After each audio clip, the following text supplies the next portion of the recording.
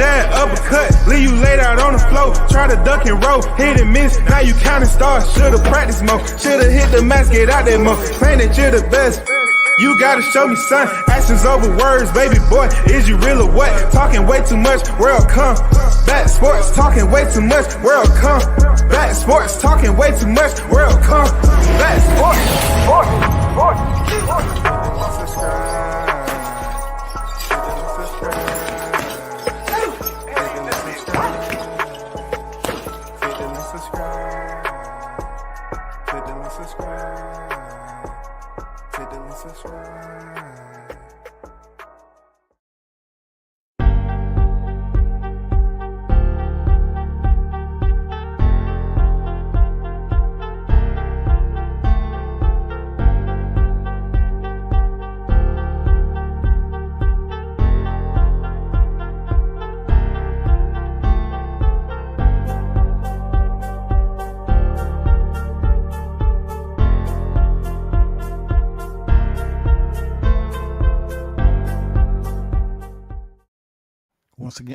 Once again, you're tuned in to World Combat Sports.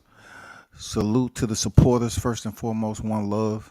You know what I'm saying? Appreciate you supporting the channel, tuning in, interacting, and you know what I'm saying? And recognizing the work that's been put in. You know what I'm saying? You feel me? Thank you to all of you that drop through and give your donations. I truly appreciate it. You know what I'm saying? And you know, those of you fighters is out there that rock with me. And once again, you know, identifying that, yeah, there's no way, no how you can say that I'm just alone for the ride. I'm out here getting it in and, you know, showing that love behind the scenes. I appreciate you. So this is a Hot Grease Chronicles EP 19-2022. You know what I'm saying? And if you don't know, you pretty much understand what's about to go down. I'm about to break it down in little small pieces, you know, so we can all understand what's going on in this YTC cabaret. All right, it's extremely important that you understand what's going on out here in this YouTube cabaret. Now,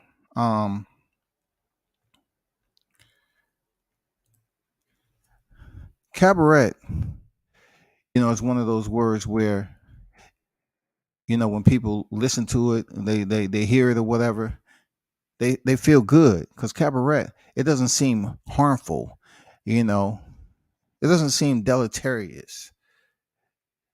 The definition is entertainment held in a nightclub or restaurant while the audience eats or drinks at tables. That's the cabaret, y'all. You know what I'm saying? That's the cabaret when it comes down to it. It's like it seems all healthy. Everything seems healthy. Everything seemed good. You know, so when I say the YouTube cabaret, just look at it as if you're at a nightclub or restaurant. You know, you're having drinks. And, you know, try not to take it too serious, bro. You know what I'm saying? Try not to take it too serious. All right? So if you don't know, there's a fight that's been brewing out here for quite some time, been bubbling over. Alexander on deck. What's good with it, Alexander? You know, appreciate you pulling up. What up with you? So it's a lot that's been going on down here, and I know these peeping toms, these listening ears are tuned in. I know it. I know they don't want to give me my credit, but I know they be tuned in just to hear my voice, you know, goddamn break down and shred their narratives. I understand. So let's just back it up just a little bit. We don't want to go too far back in the traffic. We just want to back it up just a little bit, back up the vehicle, right? And to the point where when the news was actually broke on some bogus ass 55-45 shit, right?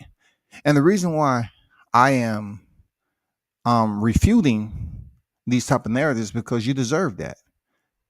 You deserve to hear the other side to the fallacies that's out here in the media, okay? The frivolous information that's being distributed to your ears. The reason why it's up to me to do that is because I know a lot of you intelligent individuals that tune in on my live, y'all wouldn't teach your kids to grow up and be absolute complete dummies. Y'all wouldn't do it. You're not teaching your kids on how to do something totally opposite from what is right, and tell them, hey, it's better for you to experience the bad before you experience the good. That's how you learn. You learn from the struggle, kid. Y'all don't do that. I don't do that. So, you had the bogus 55-45. You had the shit that was going down. That the fight's supposed to be announced in July and shit. It's gonna be October. Oh, god damn it. October. October is the date. But they can't tell you a venue, and they cannot present to you where to book your reservation. If the fight is October 29th, then there should be a myriad of other outlets out here reporting the same thing. Like, this fight is ginormous, y'all. This fight is just unbelievable. The magnitude for which it's been spoken on, all the damn details that's been injected into this damn fight. I mean, look, when I brought the OG on, he said the fight wasn't lucrative. That shit went over a lot of your heads. I'm gonna break it down to you one more time.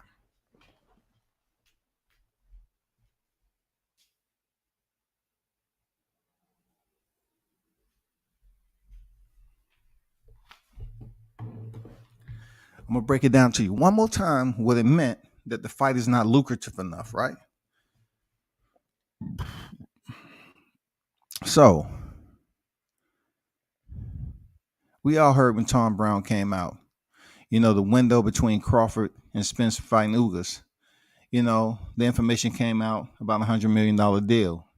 And you're saying to yourself, well, if Showtime and PBC was on board with presenting that type of cash flow for Omar Charlo and Canelo and Errol Spence or David Benavidez, primarily Errol Spence, then they will have no problem financing this deal with Errol Spence and Terrence Crawford. When the OG mentioned about the fight not being lucrative, people looked at it like, oh, you trying to say that they still need to wait on this fight? It's not lucrative enough for two names like that. No, I was talking about the actual promoters, the will men. You know what I'm saying? The individuals that's just gonna make everything come together, get with the investors.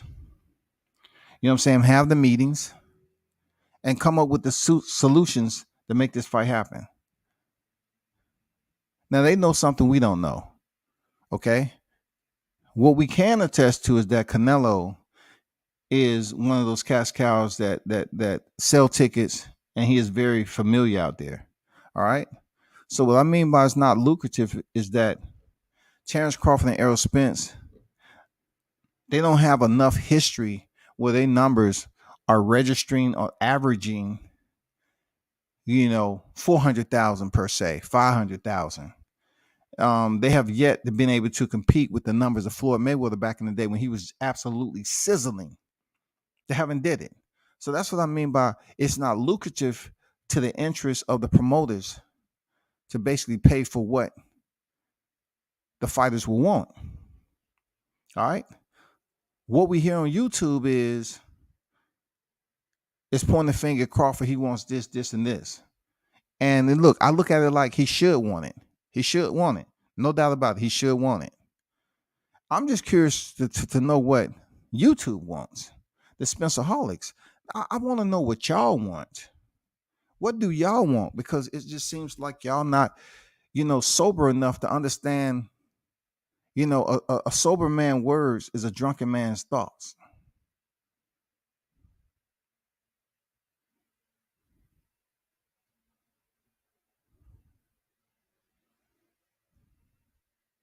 I'm just trying to figure out what exactly do y'all want with this? Because when he was signed on the Top Rank, it was all bad.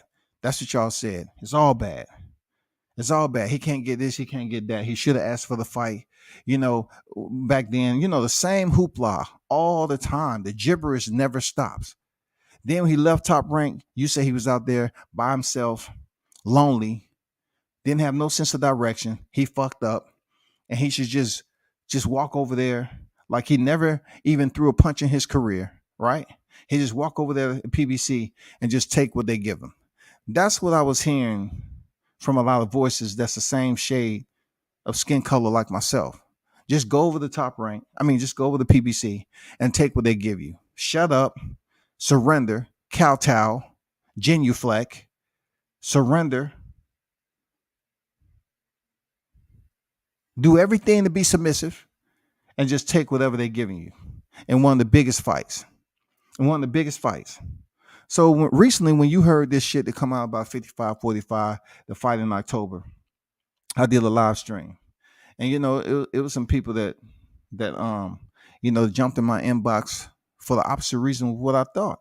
They was like, man, I appreciate you for talking about this situation and providing clarity on individuals just sit up here on YouTube and spread false announcements.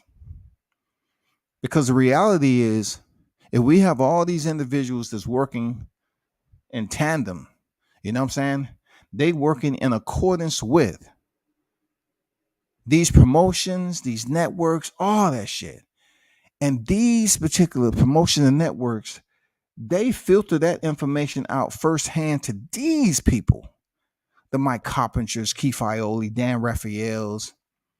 You know what I'm saying? They filter out that to them. They filter it out to them first.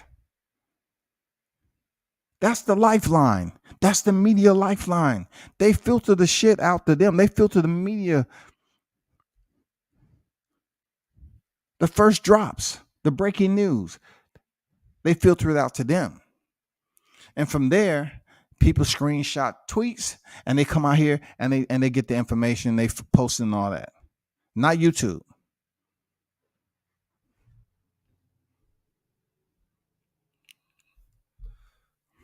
Andrew on deck, Silent Kings on deck. What's good? Trap on deck. Pettis on deck, whining again. You know what I'm saying? I'm glad you're over here with this attention. I mean, you got absolutely the astute one on deck. And myself, WCS Media. So the only thing I don't understand about what people don't get, I'm gonna get to you, Pettis. I'm gonna let you sit there and marinate for a minute, because I want you to just goddamn fume. I want you to boil over, pop a blood vessel. You know what I'm saying? Because you come in here with the same information all the time. You know what I'm saying? So I'm gonna get to you. I'm just gonna let you sit there and marinate, because it's not about you. But let's get back to the topic, right? So we had the shit come out with the dates, and we had all this other information when people finally was saying that Crawford was gonna fight his last fight with Sean Porter. He did that. He stopped him. Crawford came out and said, Bobby Earn couldn't do this, that, and the other. Then, stuff came out with the lawsuit. People was criticizing him. You know what I'm saying? About his decision-making process and why he's suing Top Rank. The same promotion they said he never should have signed for. Then they say he was wrong for going over there, inserting himself in a lawsuit. You know what I'm saying? So this is just absolutely designed to betray any listeners that these people that's up here talking about Crawford. They'll say, "Oh, I fuck with Errol Spencer and I fuck with Crawford." No, you don't. No, you don't. When you don't like nothing anyone does, don't try to dress it up. You know what I'm saying? Don't wear a white suit, right? And go to a Stromboli motherfucking eating contest, and you got shit all over your white suit. Then you say, you know what? Fuck it, it's fucked up now. And then the handkerchief that you had on there, you take that shit, you wipe all your mouth off because you got Stromboli and goddamn ragu sauce. You wiping the suit, and then you just stick that shit in the pocket where the handkerchief go. Boom. That shit look nice. Now I got a white and red suit. That shit tight, and my handkerchief to match. That's what it seems like when y'all sitting up here talking about Terrence Crawford. Y'all sit up here and throw so much on his name, but y'all kind of dress it up at the end. And it's not even anything that you're dressing up. You just so used to putting those fixings, on a fruitcake, and nobody ain't trying to taste that shit. at all. It's a fruitcake at the end of the day.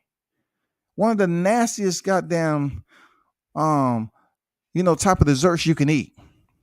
But y'all be on YouTube trying to serve it up. Yeah, I fuck with Crawford. I fuck with Crawford though. I fuck with him, but what he did over there, leaving Top Rank and leaving himself open, not having nobody to advocate for him over PBC. And okay, why he needs somebody to advocate when y'all telling the man to go right to the front door? So I'm listening to the YouTube recently, and they gave these timelines, right? They were specifying months. First, I heard somebody on the channel say September. I'm an insider. It's gonna be September for sure. That was bullshit. And then you have the second stage of precipitation.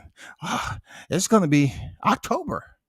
Yeah, October. 55-45 is already signed, and Crawford's just trying to determine what he wants on the back end. But it's gonna be in October. Okay. So if it's gonna be in October, and there's no other way to validate this information, where do we go? Where can we source this information for validation? Where can we find this criteria other than the Yankee Center? You know what I'm saying? YouTube coalition.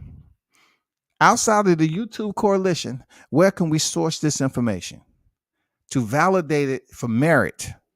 It has to have merit. It has to have something we can preface, bro. We have to have validity. Where can we find the information? So of recent, if you didn't know, Tyson Fury has been banned from entering, okay? Tommy Fury. People act like Tommy Fury, he's banned. He can't come over here and fight, Jake Paul. Listen, it's not the first time that Tommy Fury couldn't come into the U.S., all right? They prohibited him from coming in the U.S. last year, early part, first semester last year. And then he was able to come here in August, I believe, right? So they let the man back in the U.S. Now he's pretty much, trying to get a fight with Jake Paul, which is a big money fight. And the liaison between his father having some, ties and being represented by MTK, it filters down to anybody that's associated with those individuals. That's all that is. So everybody that's even remotely connected, they getting shut down. All right. It's funny. We just went through the shit with Bill Haney and them, and Australia was playing hardball, this, that, and the other, about letting them over there. And then all of a sudden now the focus has been redirected to the US when it comes to DK. I'm gonna call him DK for my algorithm. DK. Okay. They're saying that DK is a part of the KOCG. The KOCG. All right, the Kanahan Organized Crime Group. All right. But internal to that, they were saying that he was the one that was running MTK Global. I'm gonna get back to how this filtered to freaking Crawford. Okay. They saying he was the man that was running the MTK Global flagship. But then if you look back in history, it was created in 2012 and he sold it in 2017. So the individuals that was in charge of MTK Global was saying that they find it unfortunate that they're taking unnecessary heat. You know what I'm saying? For him being connected to MTK Global back in the day when he sold it, and pretty much he wasn't involved with the company. Now we can sit up here and assume and say he might have been still involved with the company. I can use many examples, you know what I'm saying? But if he sold it, but yet they want to still tie him into it, it's only because he had that name and association back in 2017. 2012 to 2017. So they still want to tie him into it because they want to lock down everybody that had any type of connection to this guy because they have a bounty out for the cartel, supposedly drug violence and everything else that goes on with that criminality. They want him in custody, and they put 5 million to anybody who can break up supposedly cartel from the senior to the junior. So that's the problem. All right.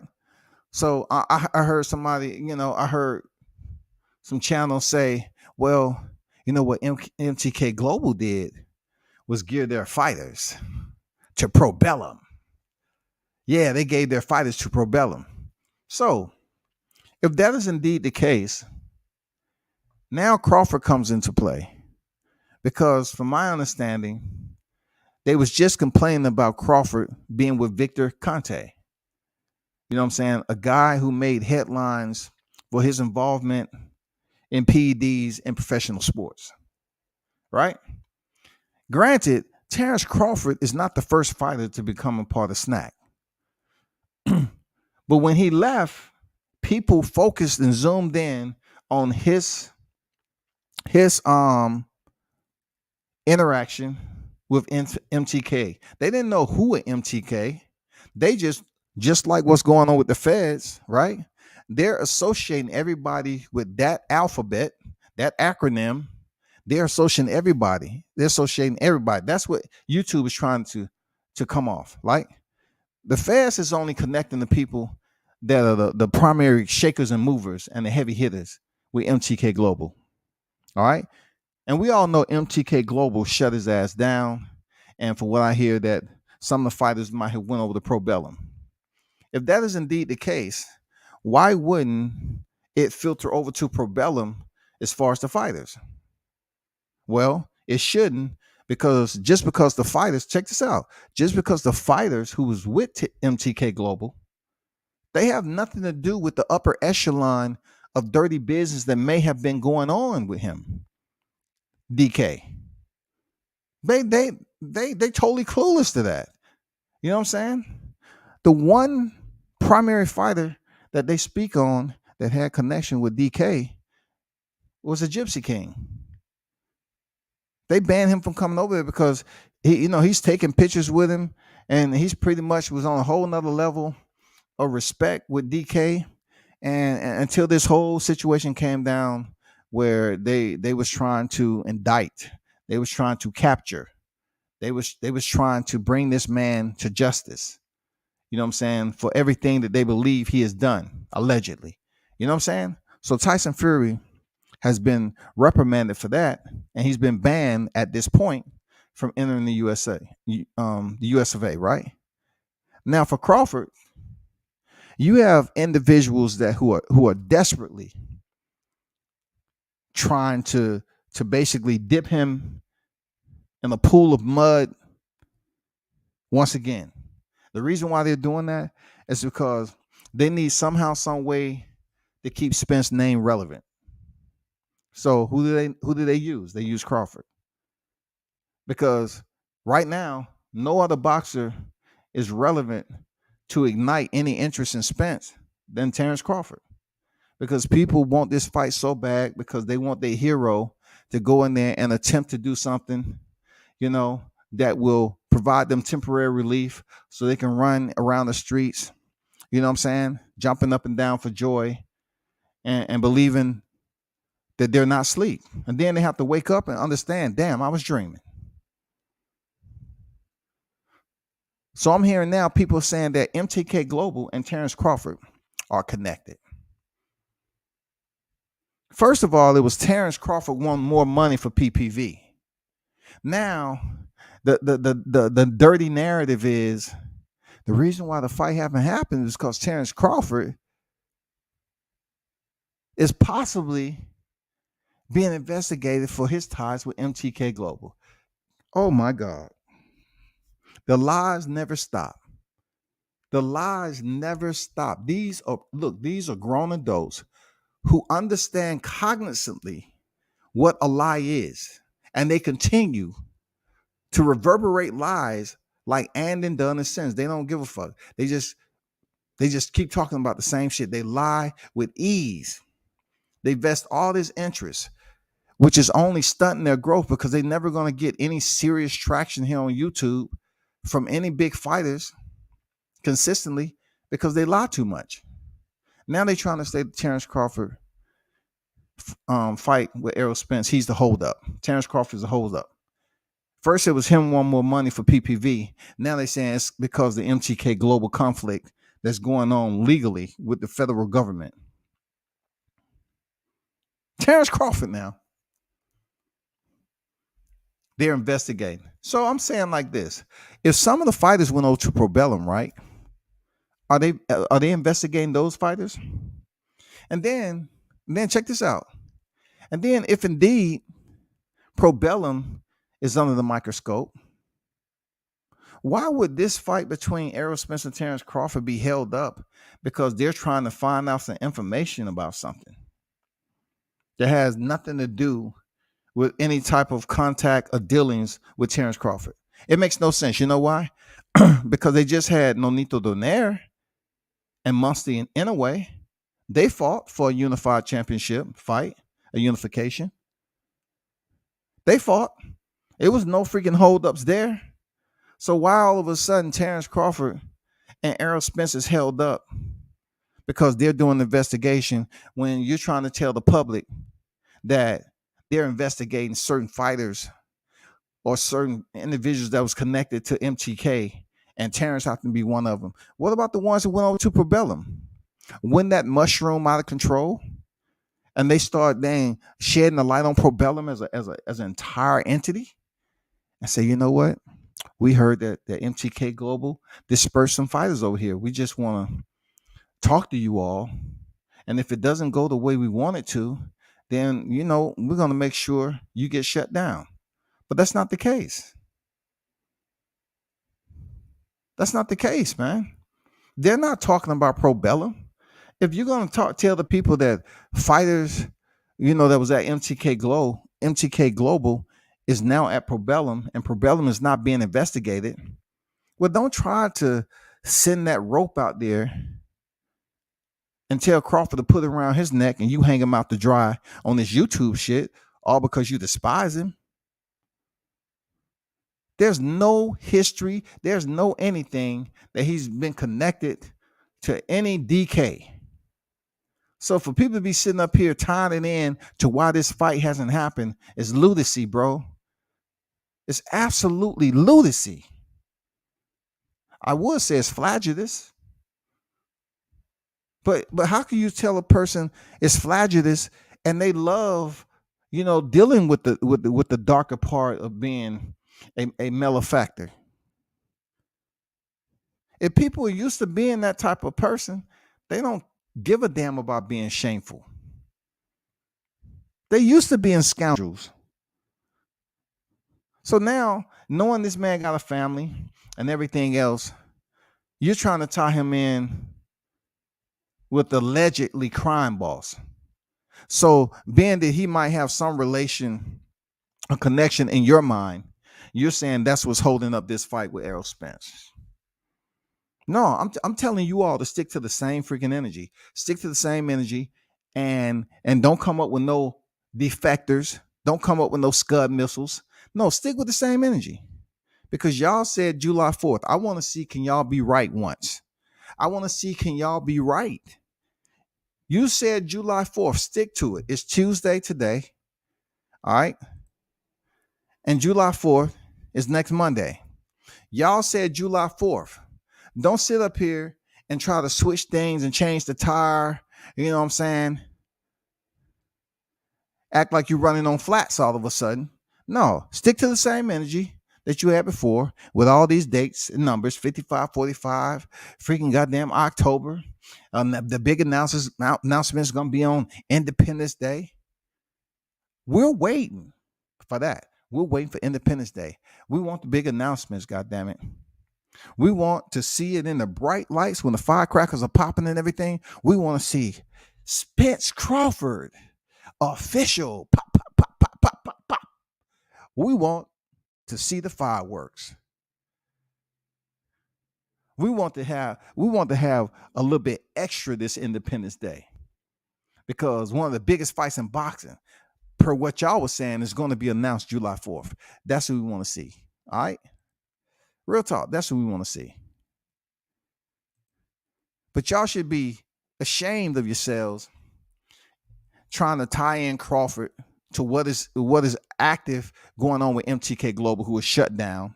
And the man resigned and sold it back in 2017, but yet you're still trying to tie in Crawford to having a connection and a lifeline to DK.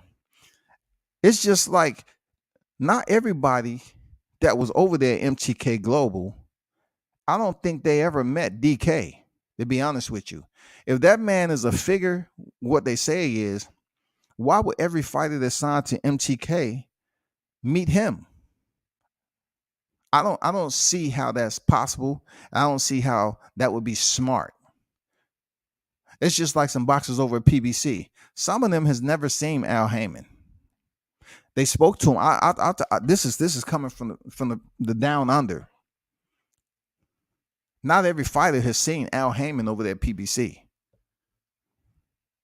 So basically, if something happened with Al Heyman or any promoter, every fighter that's there, they're gonna go down. And then what if they get on the stand and say, "I never seen the guy. I talked to him on the phone. I don't know who he is. I don't know if that was actually him or somebody who worked for him, a front man. I don't know. But I talked to a guy that they said that was him on the phone." Okay.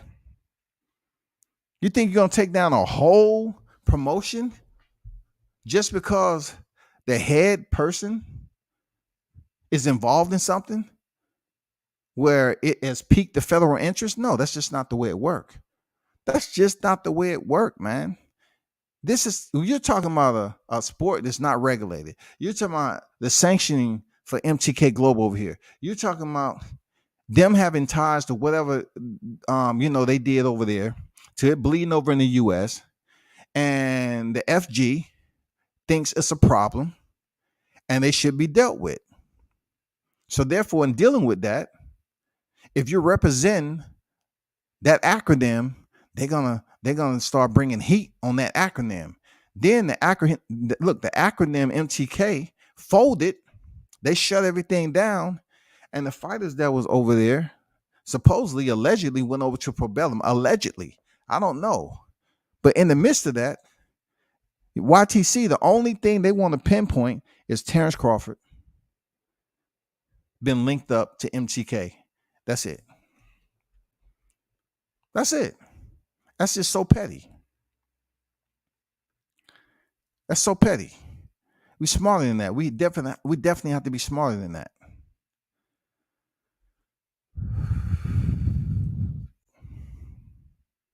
Most of these people talking won't buy the PPV. Guarantee it won't sell out.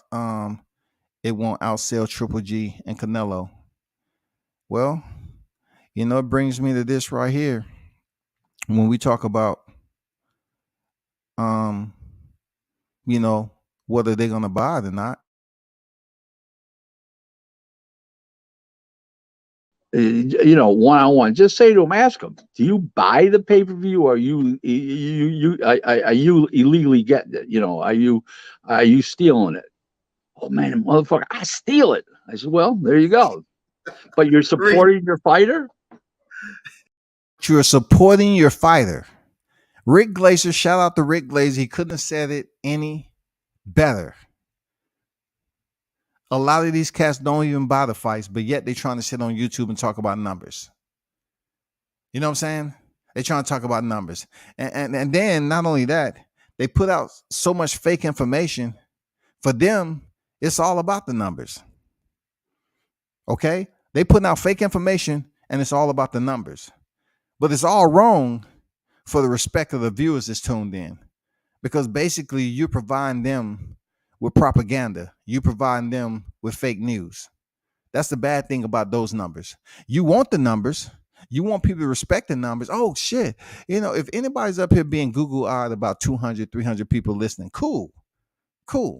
But my principle of that, if I have 200 people Look, if I have 200 people listening to me in my live chat, and I don't have 100 super chats on that live, just 100, 1/3.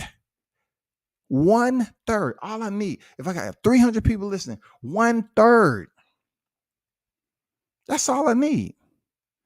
1/3. Drop a super chat. If that's not going on, then you can't tell me that you have organic listeners tuned in to your fake news. It's all fake. The mirrors are foggy. It's all fake. For real. To me, it's just all fake, man. Bob is a vet. This game, yes, it's easy almost of us. No, it's still stream. I be on deck. What's good, Scotty? What up, OG? What's good with you, bro? Michael Johnson boxing talking more on deck. What's good? No, Bob said he would lose money. Bob was talking about losing money off the contract that Terrence Crawford had. A lot of people just think Bob has lost money, not considering the fact that Terrence Crawford wasn't a PPV fighter like that. So, like I said before, outside of being a PPV fighter, there's a certain pay. There's a certain pay range that a fighter gets paid. You know what I'm saying? If he's not on PPV, because the promoter, how's the promoter able to recoup their monies?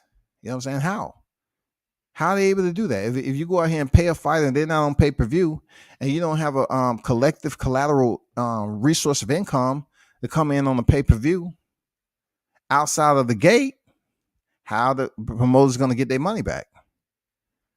So Crawford, having signed such a high guarantee, then of course Bob Arum lost some money. Of course.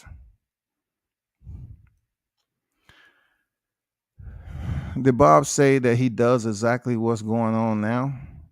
Have no idea what you're talking about. Be more specific. Elucidate. Mr. Pass on deck. What's good? Showtime. Shaw News on the building. What's good there, Showtime? How you feeling, brother? They'll definitely check out Showtime Shaw News, man. And big shout out to Team Tucker. You know what it is. Mr. Pat, Andrew Charles, IB. Salute. Man, talk about the topic, y'all. They lie. What's going on, Lee? They lie for super chats, ad revenue, WCS. They not buying fans. They disingenuous con artists. God damn it, talk to them. They disingenuous con artists. God damn it, somebody up here using $8.20 words. Lee said they're disingenuous con artists. God damn it. And that's exactly what it is. That's all I'm trying to say. Like, how are you going to link Terrence Crawford up to MTK, right? How are you going to link him up and then tie it in with why the fight hasn't happened? That's absolutely disingenuous con artist. How are you going to tie that in, bro? You're talking to grown adults. Do y'all have any reserve?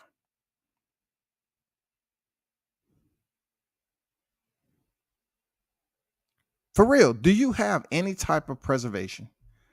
For the individuals that's listening to you, do you understand that you're talking to your listeners and you're spoon feeding them a bunch of shit?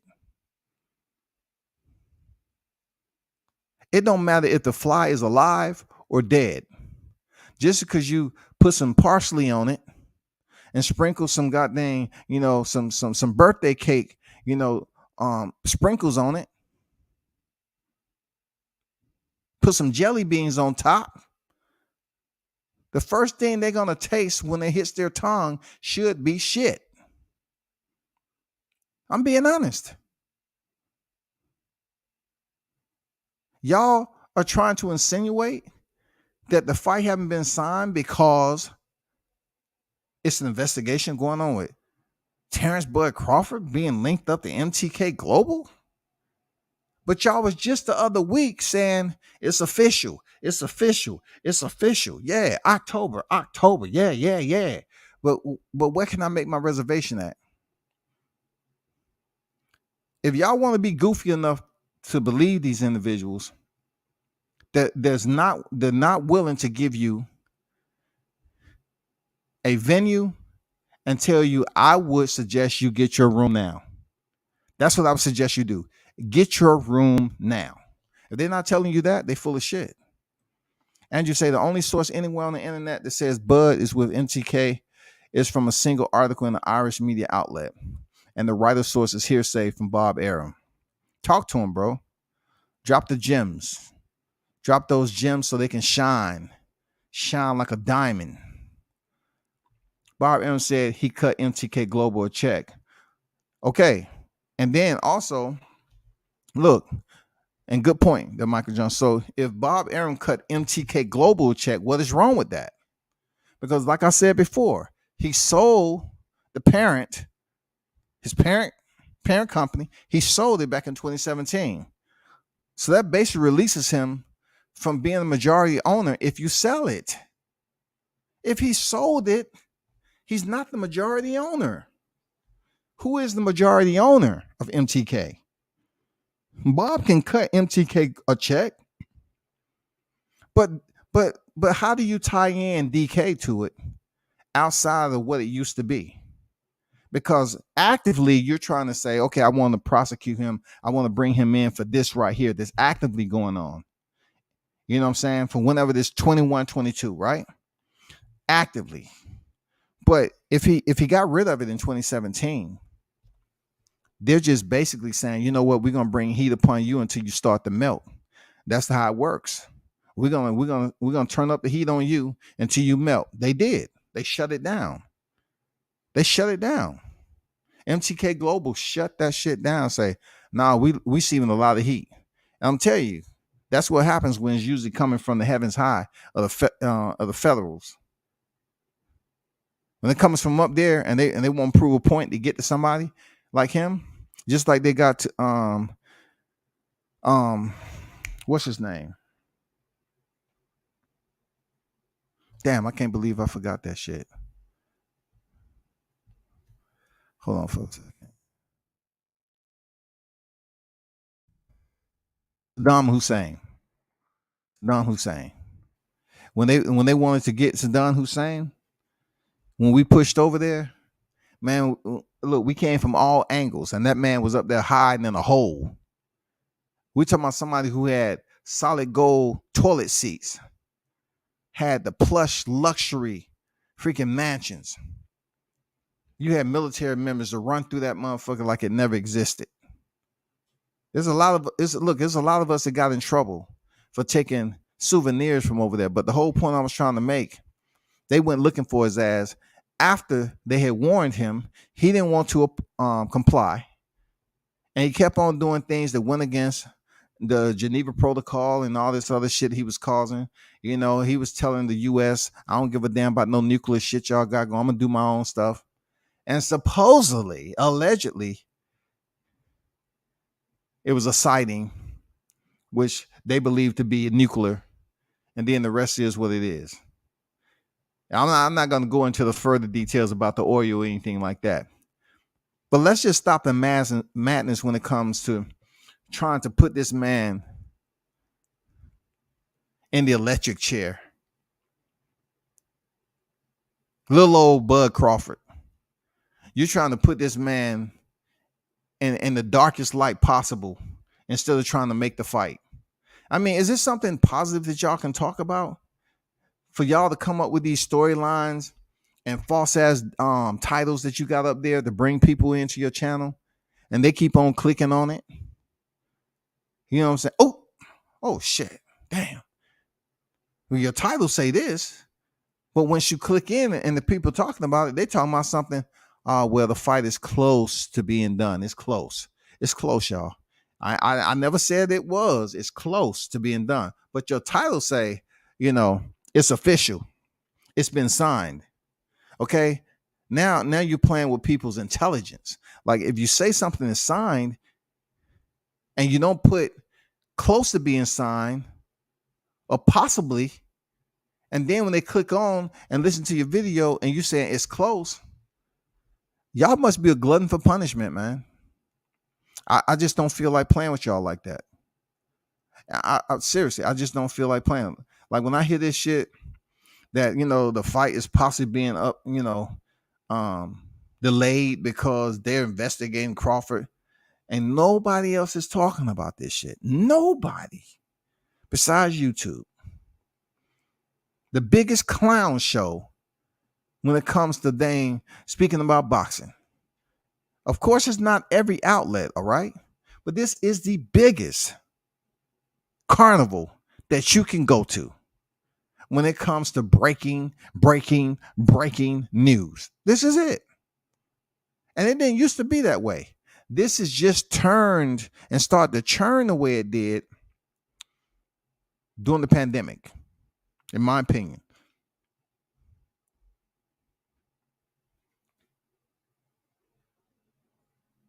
Or the first part of 21. The first part of 21.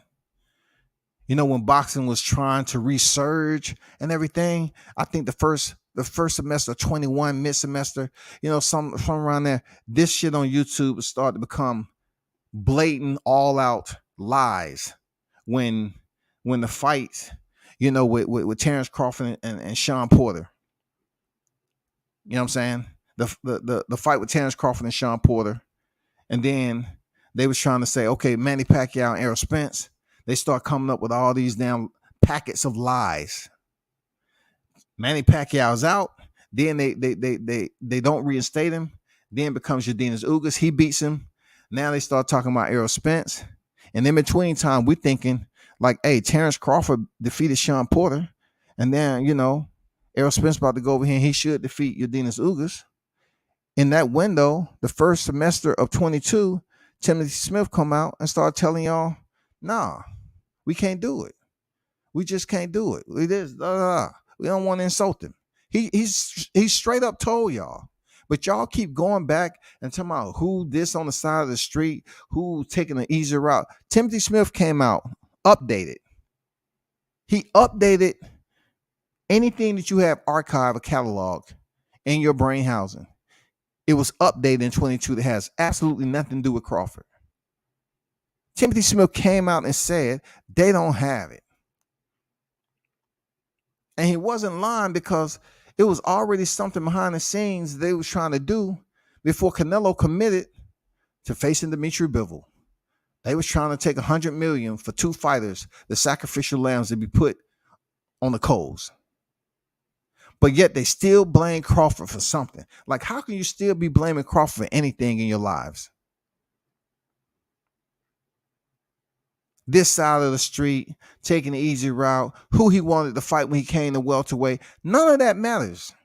The only shit that matters is the fact that PBC came out, Timothy Smith, and he told y'all they didn't want to insult Crawford. So why is this still a topic?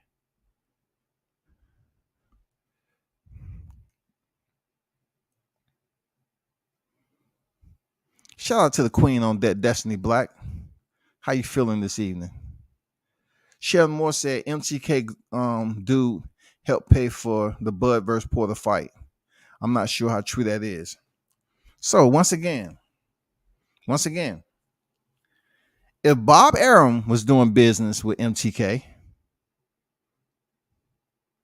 and when you say dude, not you specifically, Destiny, but when you say dude, we have to put some respect on the name. We, in this particular accusation, what dude are we talking about? Are we talking about an individual who is an employee of MTK? An employee of MTK? Now, how can that be tied into MTK Global once again if DK got rid of the company in 2017? So how can he be on the board? How can he be running the money or anything?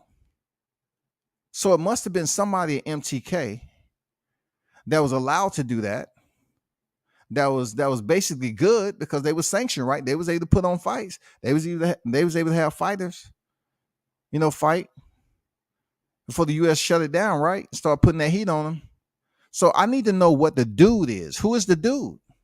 Because you can't say it's DK all because some pictures was taken. It has to be somebody that is internal to the organization at that time, who was actively a part of the staff that makes decisions. You know what I'm saying? They had to be decision makers. Who was those people? Because that don't mean anything. If they help finance Buzz fight with Porter, so be it. They was active. A lot of promotions severed ties. That means if you severed ties, you was absolutely doing some type of business with them before. They're gonna shut that down to an unregulated sport. It's a lot more serious shit going on in boxing. So they're gonna shut down boxing. They're just gonna leave it with Golden Boy. They're just gonna leave it with the Zone. Like, how are they gonna do it? Every promotion day is gonna shut everybody down. Nah, man, it's too much going on out here, man. DK was washing some of his money through MTK. Listen, if that is indeed the case, if he was washing, let's just say he was, okay? If he was washing his money through MTK, who was the first line of distribution? Who did DK hand off to that basically handed off to somebody else? And is the third party aware that it was DK's money? How, if they don't have the awareness, because you were talking about the crime boss allegedly. Not everybody meets the crime boss. That's not the way it goes. People hear of him, but they don't even freaking know who he is. They never put eyes on him. This is a high tier of the group. So basically, if he was washing it through MTK, it has to be a person internal that's running things, that totally has an understanding of taking the first handoff and then basically distributing that money to where it's supposed to go. That doesn't signify or declare that the third party was aware of where the money came from. They may perceive it to come directly from MTK, not DK. That's all I'm saying, people. That's all I'm saying. How are these fighters supposed to know where the money's coming from? They don't sit up there and the money coming to their account and be like, you know what? I know it was a wire transfer, but is there any way you can tell me the origin of this? So you want us to tell you the origin of the $5 million that you got? Yeah, I mean, what's the origin of it? I just want some history on it just to clear my name. Nah, that $5 million hit, and they keep it stepping. Sorry, Bob. He gave DK a check for advisor for Fury because Fury is signed to Bob. People, you have to understand that Bob ain't going nowhere. Fury was signed to Bob. Co-promotions happen all the time, man. It means nothing. It means nothing. What happened when all this broke?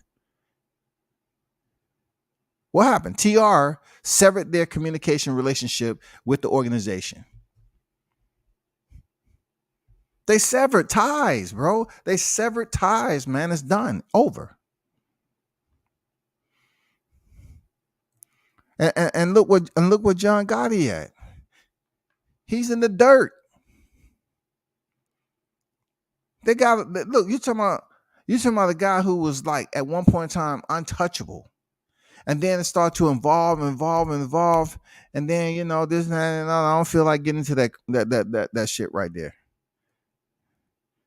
They locked him up. Isn't Bud aligned with Body Sports or Fact Sports affiliate yet? Bud doesn't want the fight, and Arrow milk drinkers don't want the fight.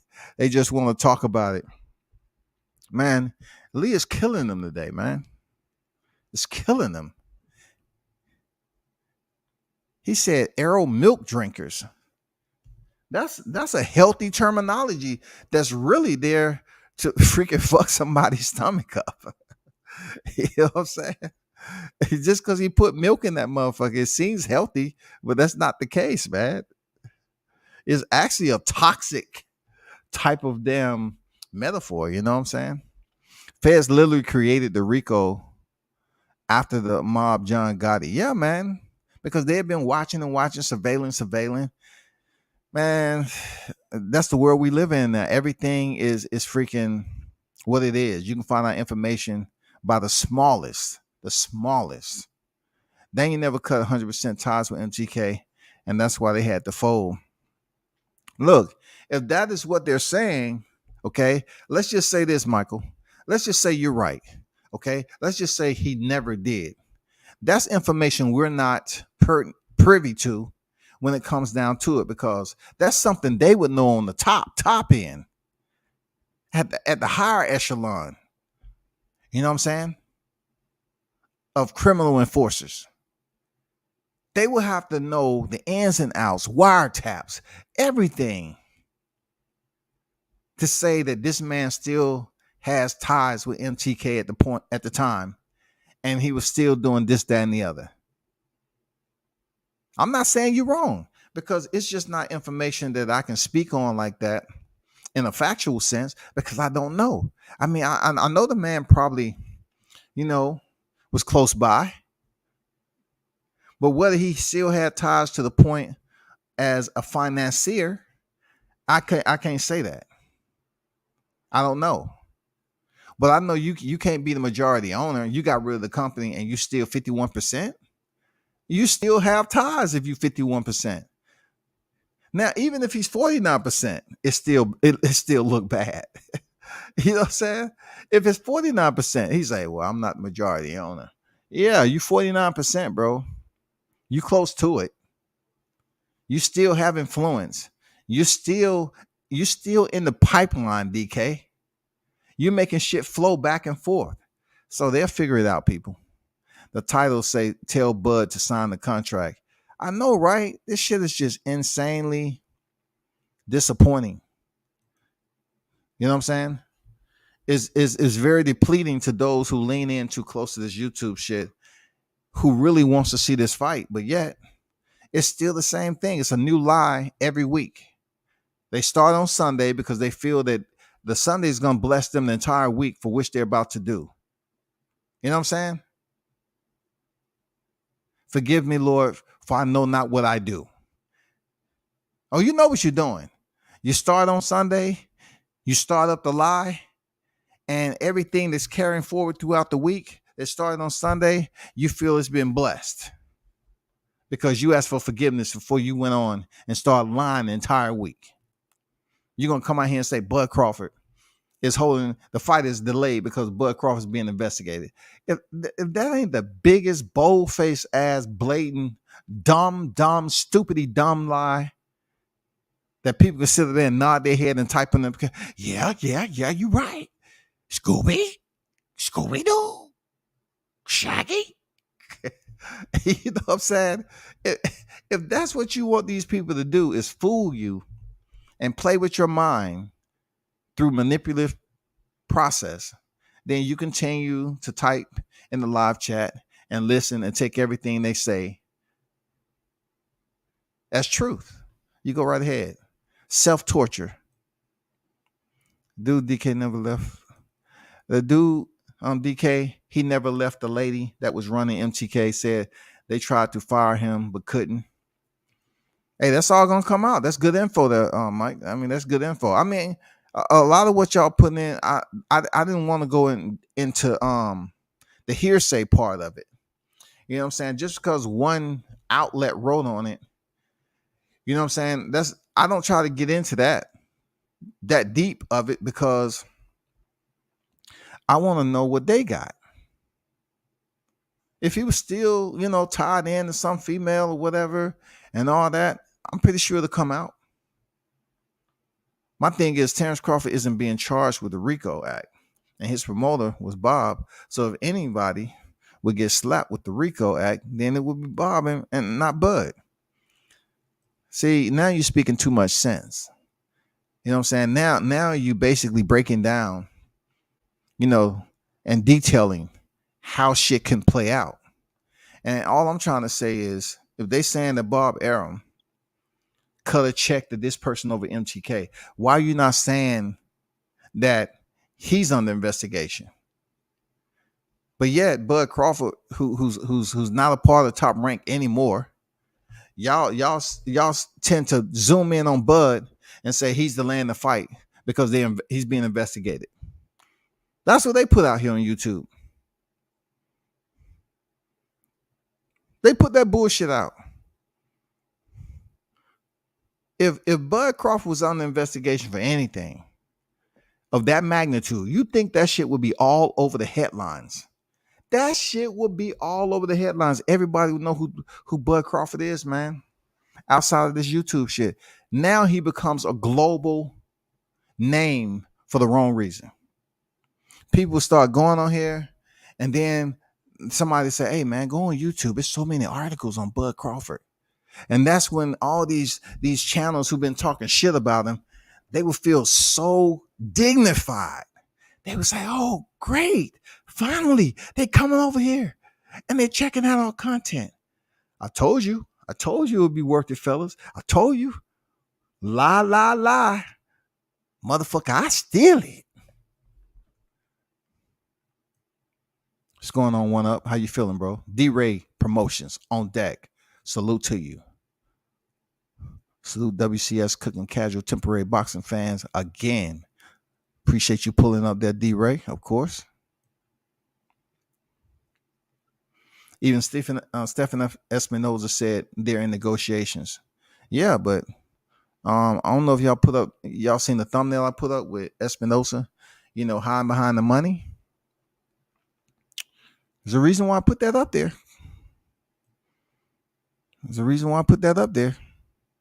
That's all I'm saying. I don't care about no A side or B side. If the fight is not made, it's both of their fault in my eyes.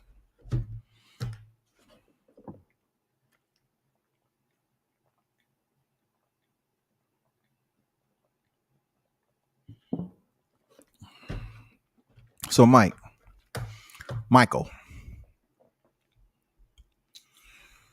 Okay.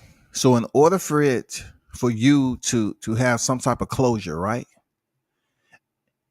That the fight wasn't made and you're going to place the liability on both fighters, you will have to have a list of bullets, informational bullet points as to why the fight didn't happen.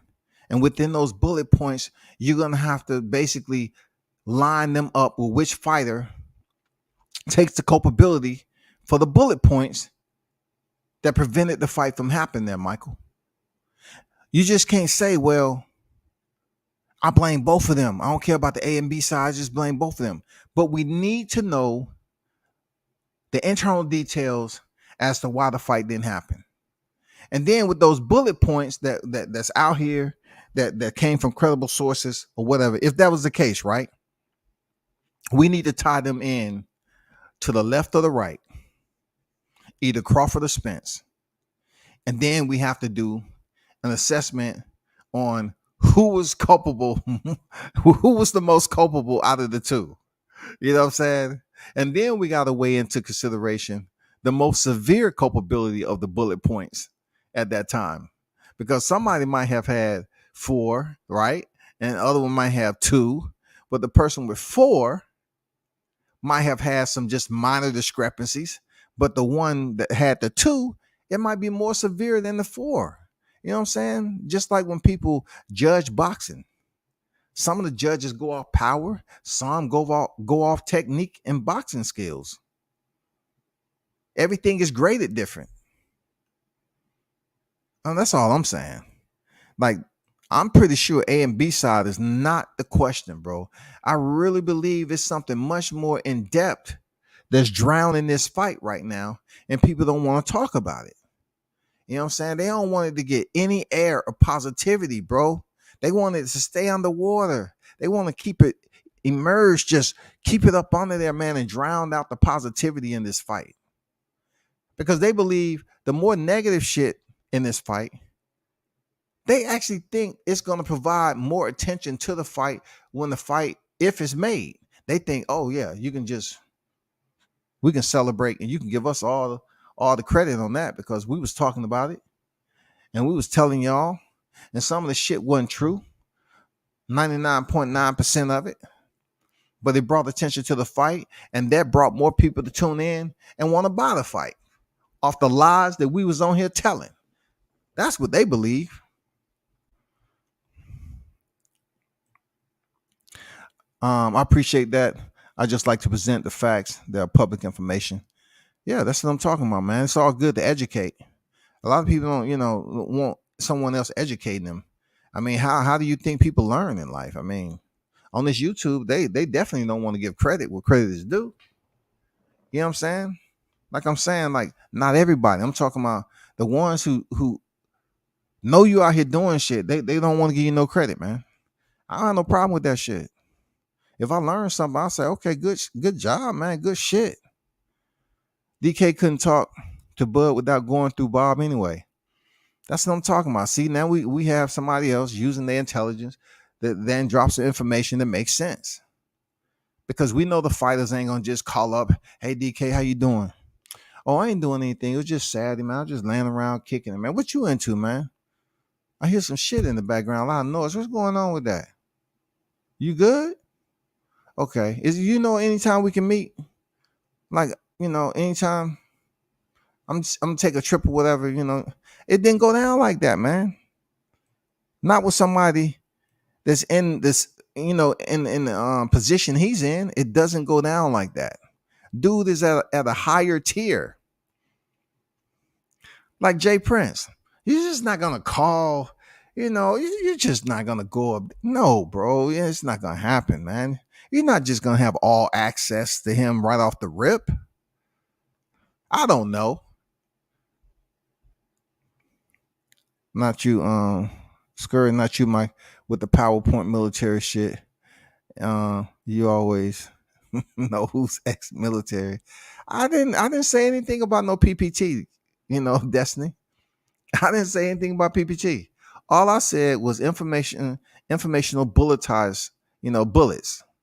You know what I'm saying? That can be anything. That can be line for line on whatever you're trying to get across and explain to the listeners or whatever.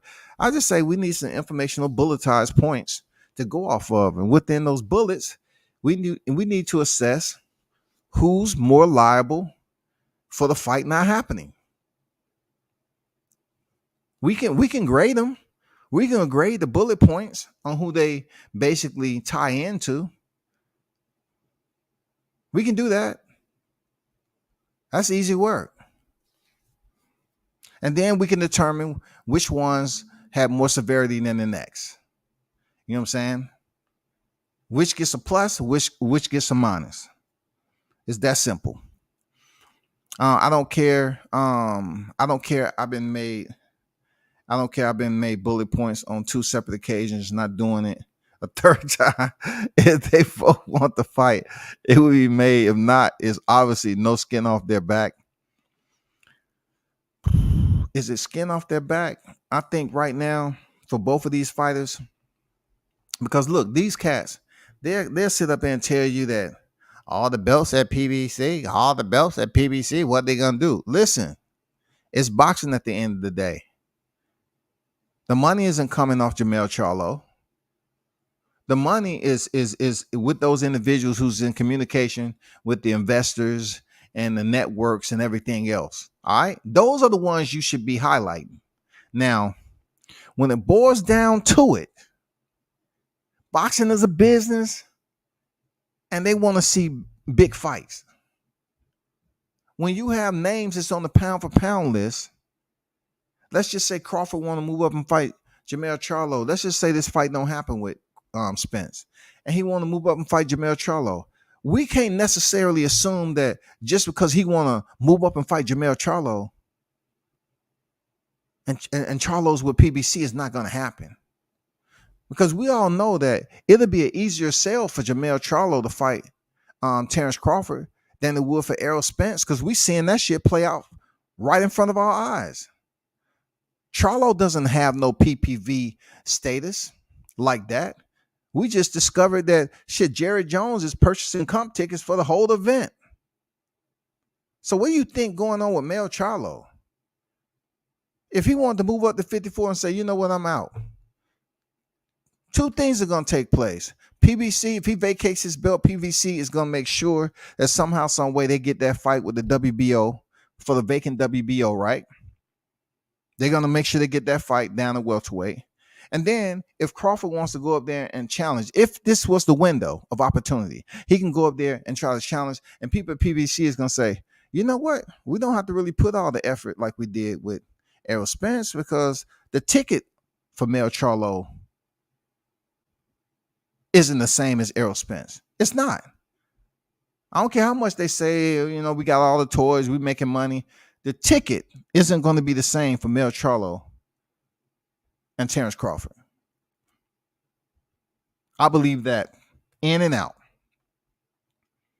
That fight would be easier to make, regardless of the belts at PBC or not. That fight with Terrence Crawford and Mel Charlo would be easier than Crawford Errol Spence, because Errol Spence has built up a following. He's been on pay-per-view. Out of the the ironclad Alcatraz over there in Texas, you know what I'm saying? You have two unified fighters under the same roof, but not the same stature. The stature is different. The appraisal is different. The Wall Street in boxing is different for Errol Spence, vice Mel Charlo. Errol Spence got Jerry Jones. Mel Charlo has a sports car. That's how that is. Real talk. That's how that is. He has a sports car. Errol Spence has Jerry Jones backing him. Lee said the fight was never in the plans. They thought Bud would be with Top Rank and that Canelo would fight PBC guys. Every time one of those PBC dudes cross the street, they get smoked. Man, y'all listening to this? Y'all reading this shit? You know what I'm saying? Why can't we just speak on some clarity of something that's out there? You know, why can't we just speak on some clarity when we talk this media? Why is that so difficult? You know what I'm saying? That makes a lot of sense, man. Y'all making a lot of sense in the chat. Real talk.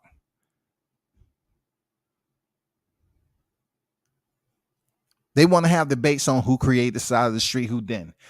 We far past that. What we want to highlight is the blimp that occurred, right? High in the sky early this year when Timothy Smith from PBC said they didn't want to insult Bud by offering him a low amount of money. Nothing else matters at this point. Nothing else matters. Nothing else matters. You can't sit up here and talk this, talk that. You can't say that Crawford ain't fought nobody because he swiped two previous Errol Spence opponents and Kell Brook and Sean Porter. You can't say he ain't fought nobody. Even before that, he fought somebody at welterweight. He just made it look easy. Timothy Smith told y'all. It's all this other shit about what Bud didn't do, what he did do, and all this other shit. And who said, you know, take the easy route and this, that, and the other. Who was smart, who wasn't, who told each other to get a belt.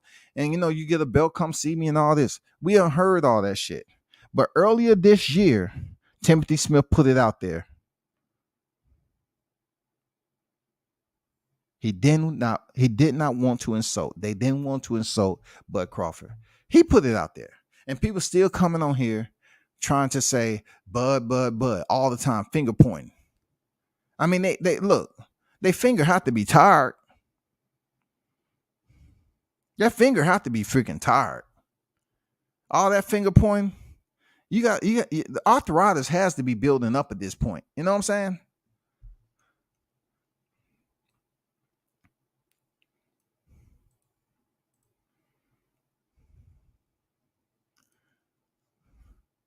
Juice, I don't have no smoke with Al. Everyone say Al treats them good. I believe in more of the fighters than not all Al. Well, Destiny, that's a whole nother story in itself. You know what I'm saying? I choose not to present or put out there, you know, what's been said about, you know, fighters who was on the deferred payment plan. You know what I'm saying? I'd rather not go into detail about the fighters who are on the deferred payment plan, allegedly. So I'm not going against anything you just mentioned, because it's a little bit sensitive to speak on something like that, because now It might tie into business ethics, you know what I'm saying, defamation and everything like that. So you really have to know what you're talking about when it comes down to who still owed money, who's getting paid what, and we just don't have the books. You know what I'm saying? We don't have the fine details. We're not getting the letters in the mail that they're just sending us as a courtesy. We're not getting any emails saying, "Hey, FYI, I just want to give you, the numbers on the entire fight. These are the numbers. At least you know. Okay, we want you to put these out. These are the numbers right here. So and so got paid this. This percentage went to that. That percentage went to him. Da da da da da da. The fighter actually took home off the taxes. This, and this. You know what I'm saying? We don't have that luxury to be a part of something like that. But when it comes to goddamn YouTube now, god damn it, these cats will convince you walking up in this carnival, hey, I know this look like cotton candy, but it ain't. This is an organic vegetable. The way it used to look, I know it looks similar to cotton candy, but this is an organic vegetable. I understand you got 4 kids right there. You want him, they love vegetables. Vegetables good. All right.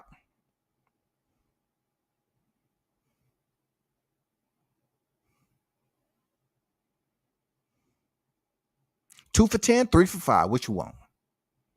2 for 10, 3 for 5. I mean, tell me what you want.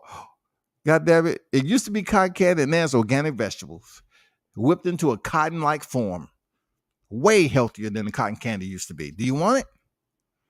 Go ahead. That's what they're trying to sell you on this YouTube shit, man. But back to Bud Crawford. Look, this is my PSA to those individuals. July 4th is steadily approaching. All right. And this is just social media shit. July 4th is steadily approaching. I just hope that the validity comes to fruition, that you was right, that this fight's going to be announced July 4th.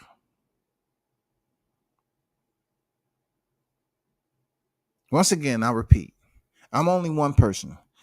I hope that you have indeed found out some credible information and the fight is announced July 4th.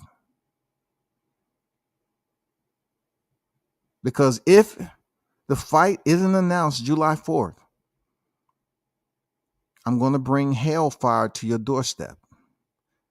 I'm going to make it a point to identify the information that you out here distributing to the public as fraudulent. I know we have the right to talk and First Amendment and all this and other stuff. But look, just as you out here fooling the people and telling lies with bogus, frivolous information, I have the absolute understanding that I can address the ones who are speaking on it. Don't come up here taking this shit personal. It ain't personal. It's YouTube.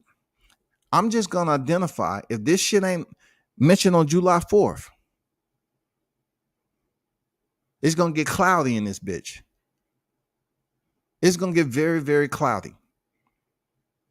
Because I just want you to understand that y'all shouldn't be out here playing with adults' emotion who choose to tune into your channel all because the numbers or whatever. They like your swag, old school term. They like your swag. They like your mood. They like who you are or whatever. This fight right here, one of the biggest in the game that haven't been made.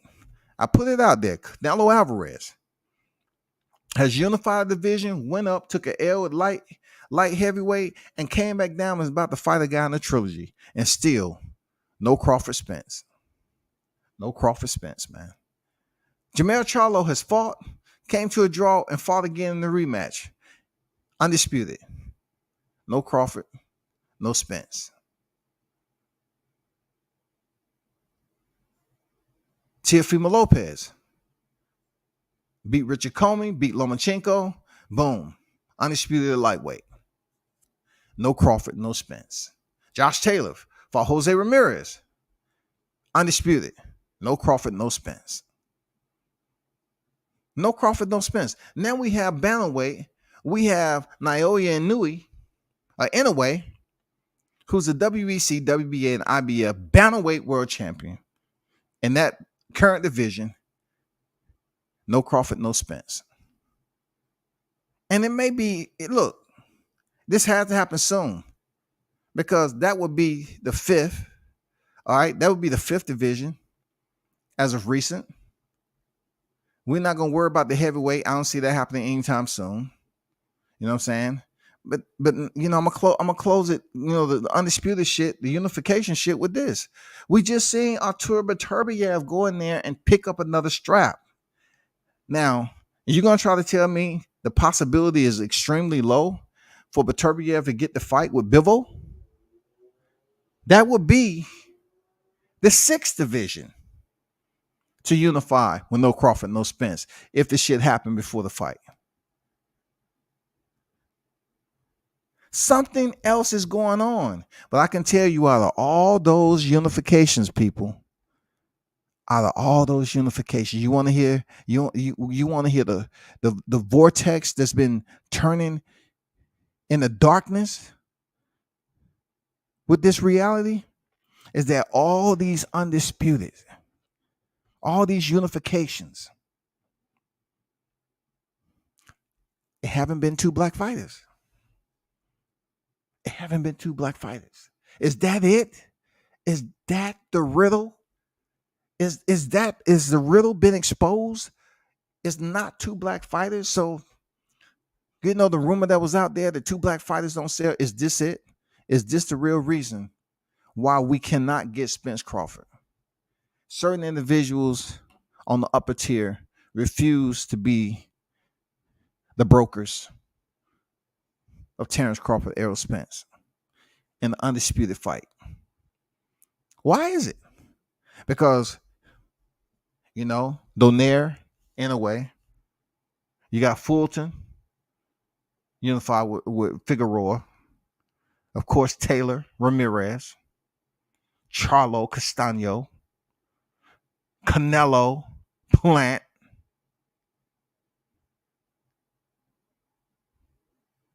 now Beterbiev possibly with Dimitri Bivol.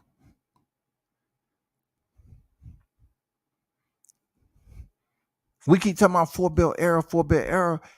One of the hottest divisions, the welterweight divisions, with two of the top tier fighters, elite fighters in the world on the pound for pound list. The fight can't happen. Two black fighters. Why? Why? Why, man? Why this fight can't happen? The only matchup that involves two black fighters that's on the pound for pound list in the same division, and we can't make this fight happen. Somebody please explain to me, why is that the case? And these fighters have been on the pound for pound list together for quite some time, holding resident. We've seen all these other exterior unifications happen to their fulfillment, and we can't get this undisputed at welterweight. Somebody tell me. I just need some help with understanding that. Somebody please explain. How is that possible?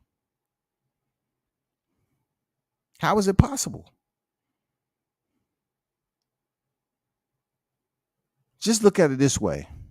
I always leave him for the last, man. I always leave him for the last because he came from the rear. Devin Haney came from the rear and got them picked up all the belts. Y'all remember me saying, hey, go for the franchise, bro. Don't leave nothing on the table. Leave him butt ass naked. Boom. He came all the way from the rear, scooped up the damn light. Who's next in line? Who? You think they're going to make that Gervonta Davis fight, or they're going to leave it for 2 or 3 years up the road? You think Devin's going to fight Shakur Stevenson right off the rip? What other black fighter that's at lightweight right now is going to be next in line outside Kambosos? Because I'm hearing, this, that, and the other about Kambosos possibly not fighting, but he hasn't enacted his rematch clause, right? So which one is it? Kambosos going to fight in the rematch, or we're gonna go on to somewhere else. And if Lomachenko was the dude that's supposed to be the third fighter after Devin Haney fought, a fighter who came from behind to scoop up everything, why would it all of a sudden take a detour to Gervonta Davis? How?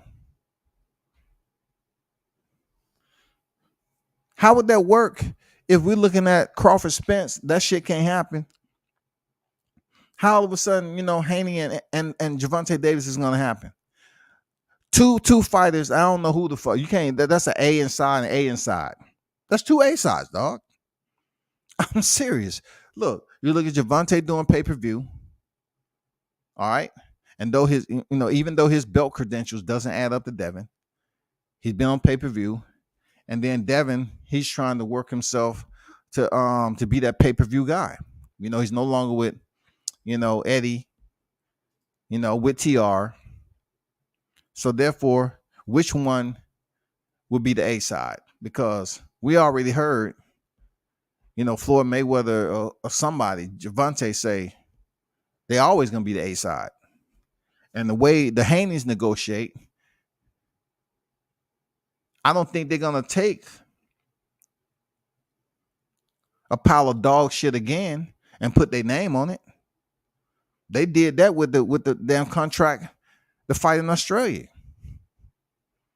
Just to be in the moment, to have access to get the belts. And they seized the moment. They became undisputed.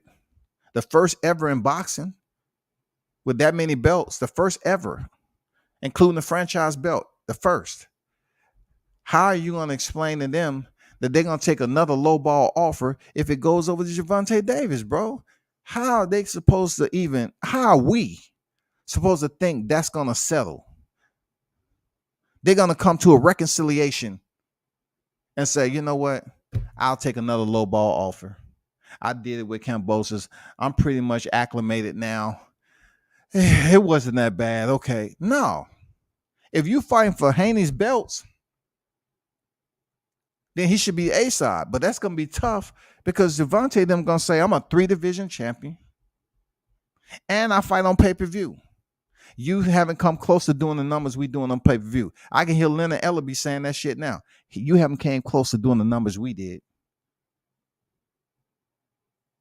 You couldn't even do the numbers over there in Australia, blah, blah, blah, blah, blah, blah. Same story. So who gets the weighted advantage? Is it the guy who has all the hardware? Or the fighter who's been providing more exposure on a pay-per-view platform? Who's the A side? Y'all let me know in the chat. Who you think the A side between Devin Haney and Gervonta if they fight? It's a good question. It's a good question. Who you think is the A side between Gervonta Davis and Devin Haney if they fight? Please let me know.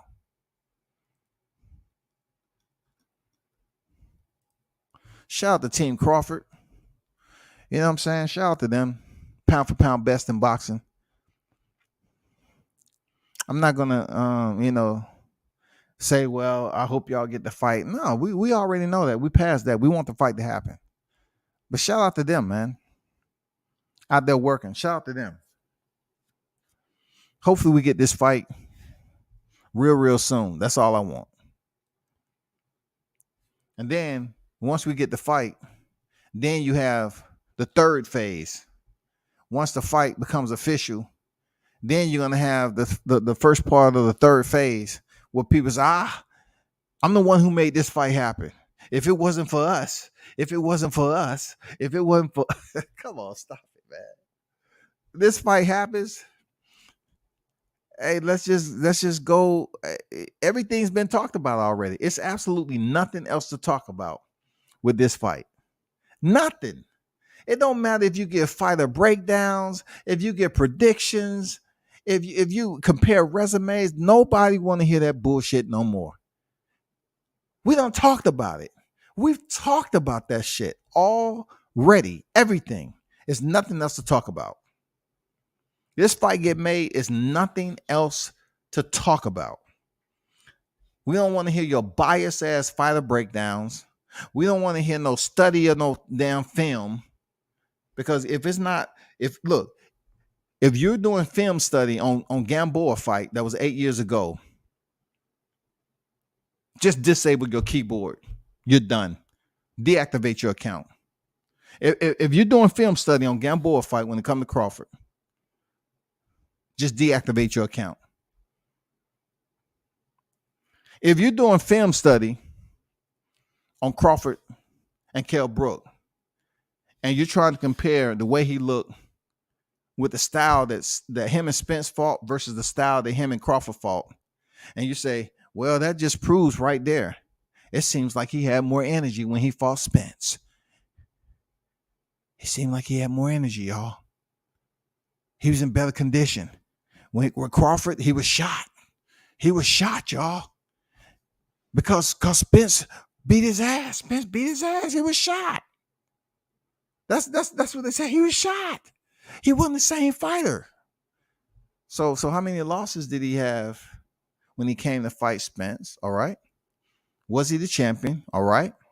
And then on top of that, how many fights did he win after the Spence fight? They're not going to mention that. But what they will tell you is when they're doing film study with Terrence Crawford and Sean Porter, when they get to that infamous round where he faced the first knockdown, he faces the second, and his papa stops the fight. That's going to take over everything that they was talking about. See right here? This proves all of us point. We've been on the same sheet of music all the time. Kenny Porter, listen to this right here. See, he said even in practice.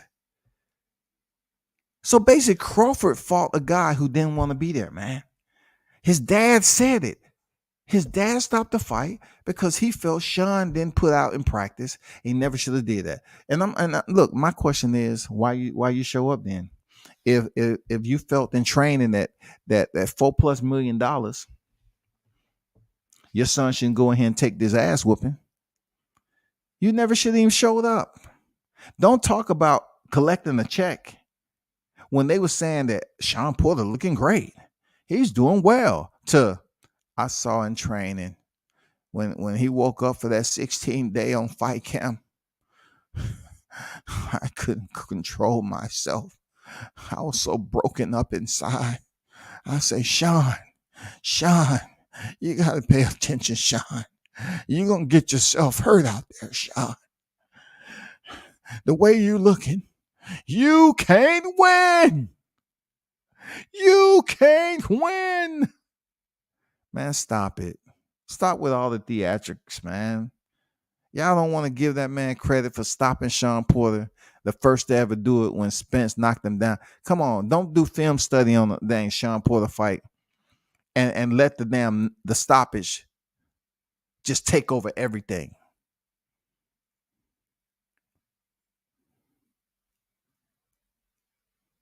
Don't do that, man. Shout out to the queen on deck, Monica.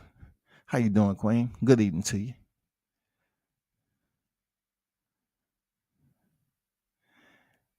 Dang, nobody even responded to my question about who would be the A side between Tank and Devin. You know why they didn't respond? Because they don't care. They don't freaking care, dog. Oh my God, y'all are some brutal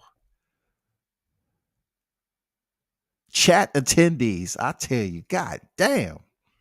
I asked about goddamn Tank and Devin. Anyway, next.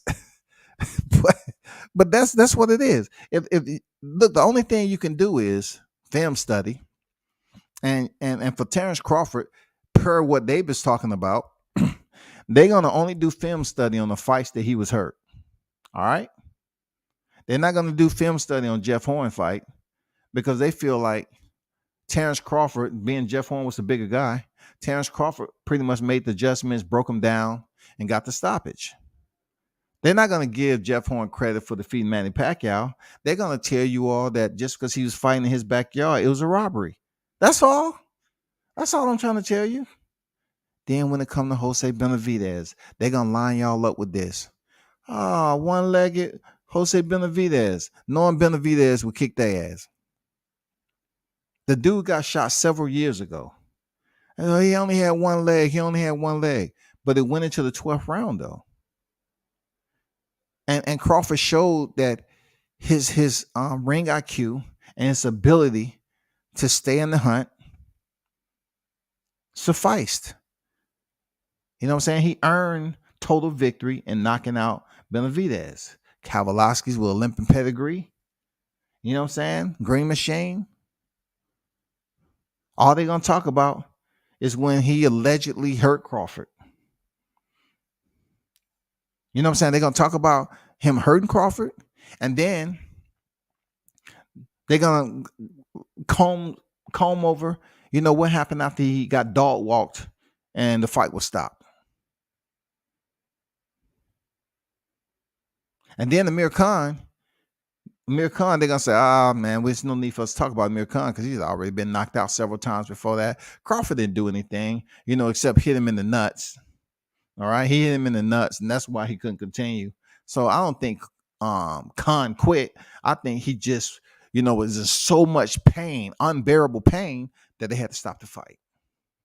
They're going to sit up here and dilute every accomplishment that Crawford has been able to get a knockout in the welterweight division. They're gonna dilute the shit out of that, because that's what they do.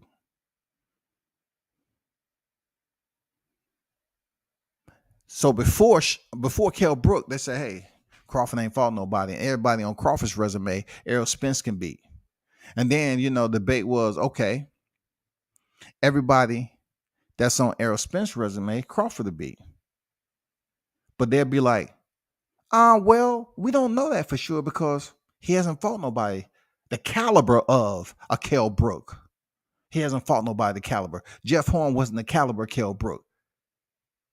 They was giving Kell Brook praise, right? They was giving him praise. Somebody, he haven't fought nobody caliber Kell Brook. And he went over in Kell Brook's backyard. Negating the fact that Ricky Burns was somewhat a similar situation, wasn't it? But they didn't give Crawford credit. So they moving on up. They moved the damn goalpost, right? They won't really include Gennady Golovkin.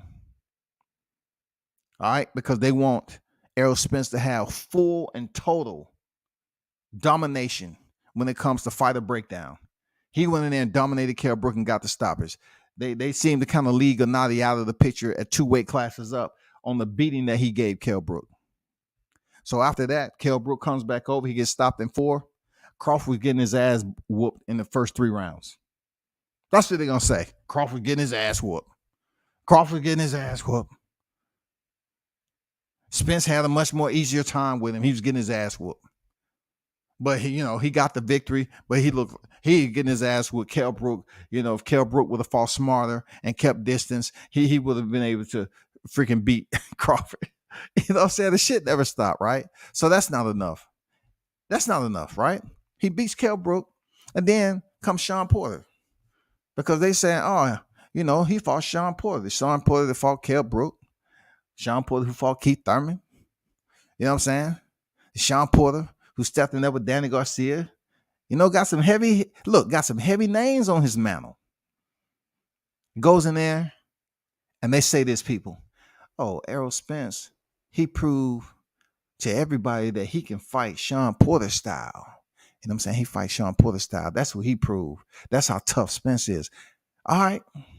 So he goes life and limb, chest to chest, head to head, punch for punch. Boom, wins a split decision. Fighting Sean Porter style. Then they give you the scenario that if Errol Spence would have fought his own style, if he just would have been, the boogeyman, it would have been a whole lot easier. If he would have been 187 pounds in between fights, it would have been a whole lot easier. They have all this shit. Look, this is retreaded garbage that's out here on YouTube. All you got to do is find the right toilet. That's it. Just find the right toilet. You can smell it. Just smell it. It's floating around on top. It's a floater. I'm telling you, it's a floater, y'all. You can find all these floaters on YouTube. They just floating up there for you to reach down there and grab it. That's all. All of this is out on YouTube, man. Over and over and over and over and over again, bro. It's out here on YouTube. So they ramp it up and they say, you know what? He ain't fought no Sean Porter. If he fights Sean Porter, man, Bud Crawford small. Bud Crawford small, man. You know what? He's just too small for Sean Porter. Sean Porter a dog. He a dog, man.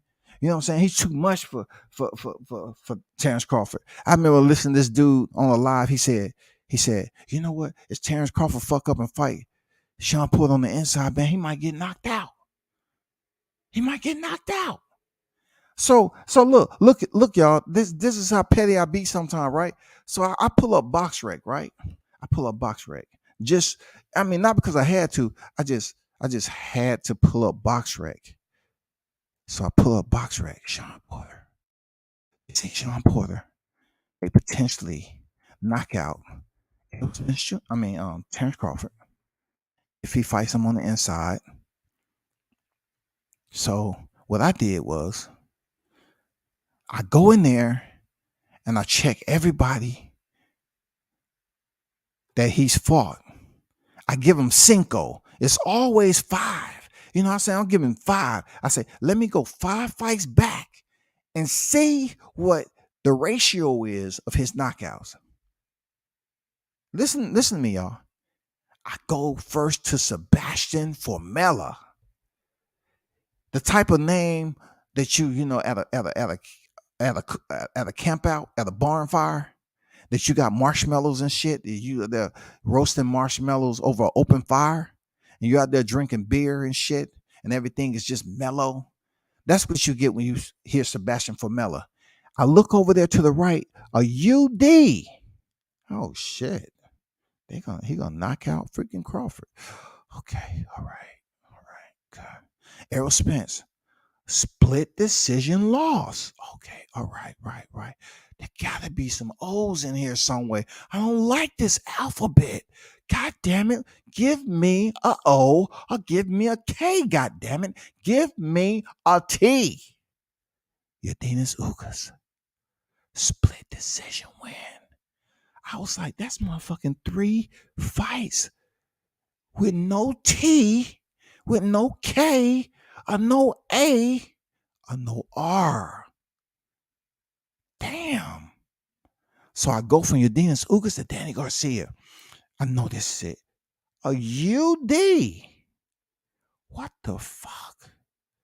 That's the 4th one back. And then I say, okay. All right, fuck it. All right. This next one, okay, Adrian Granados. I know he bring the motherfucking heat. At this point, I'm playing dumb. I say, Adrian Granados, goddammit. I know. UD. Uniform Delta. Over. 5 previous fights. Sebastian Formella, Errol Spence Jr., Yadinas Ugas, Danny Garcia, and Adrian Granados. All decisions. But yet I'm hearing these people get on there and say, if Sean Porter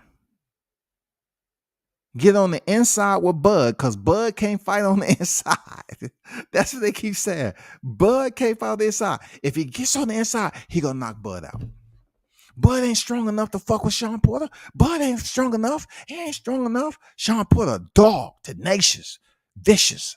You saw the war that him and Spence had? Man, Bud can't fuck with that. No, he can't fuck with that.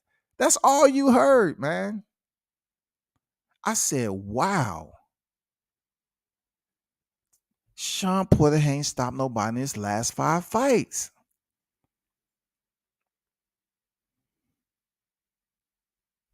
But when it comes to Terrence Crawford, who's undefeated, he's going to rise to the occasion and get the knockout.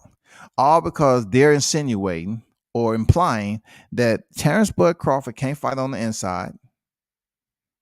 He can't fight off the back foot. You know what I'm saying?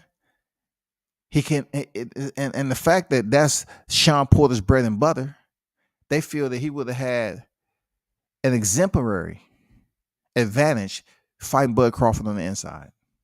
That's all I'm saying. I just had to bring that to your attention, people. Not to be all theatrical, but when you love what you do, sometimes you have to be a little bit theatrical and put some ad libs in there for the audience, because this what goes on YouTube, right? I know some of you have jobs and shit like that. Respect to you. Respect for you providing for yourself and family. But I just have a little bit more time to do my research. You know what I'm saying? And I tune in to some of these channels. I might have 2 channels going at one time. I have one going in on my Bluetooth on my phone. You know what I'm saying? And then I'd be looking at subtitles on a video on my PC. You know what I'm saying? Multitasking. And I hear these people up here come up with criticism every time he steps in the ring. It's just unbelievable, dog. It's unbelievable. But this is Hot Grease Chronicles as always, man. They say the big fish is out there, but God damn it, I haven't seen it survive when it comes to the hot grease. And that's what it's about. It's gonna be hot grease. Hey, y'all better pass the word. It's gonna be some hot grease, goddamn splashing all around this come July 4th. If that fight ain't announced. Man? I'm dropping names. I'm gonna have to ask some questions, man. Some people gonna be upset. That's when they're gonna power up, right? They're gonna all band together. Fuck white. That Uncle Tom nigga. Fuck him. That's why he got the views he do. These motherfuckers always want to go here and talk about shit.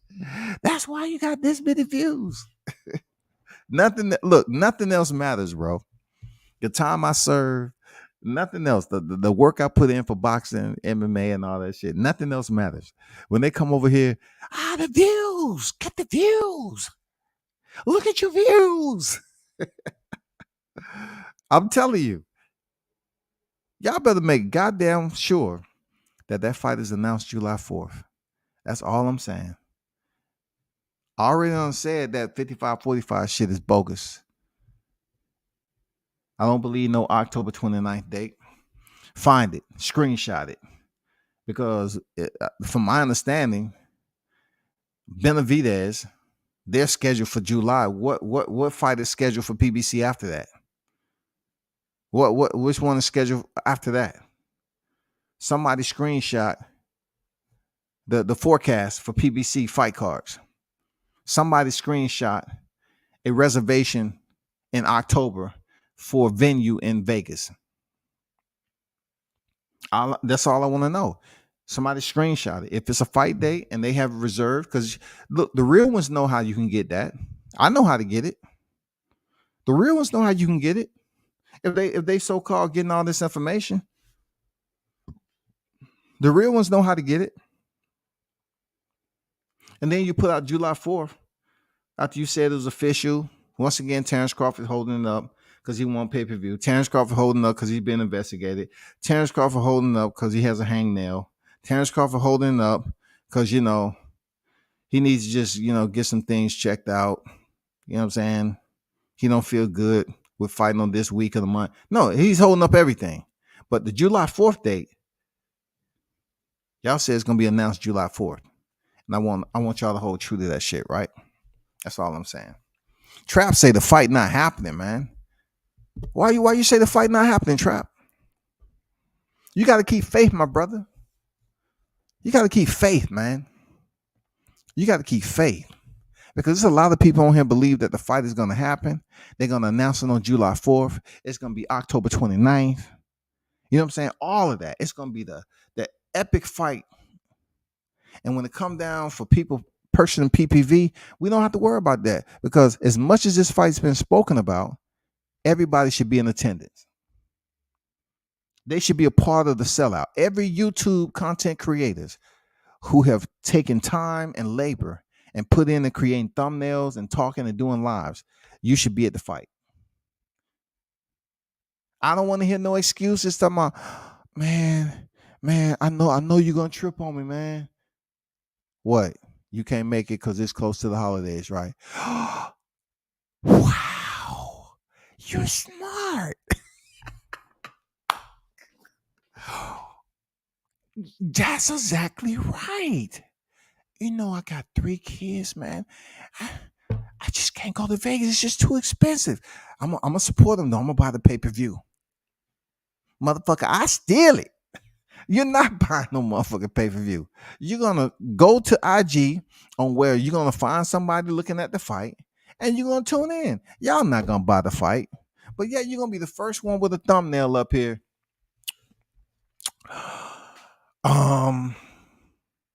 The fight did 700,000 PPV buys because of Spence.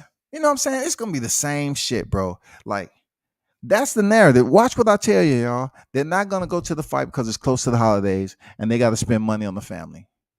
And look, I can't even be mad at them for that. I can't be mad at them. Listen, people, I can't be mad at them. Hold up for a second.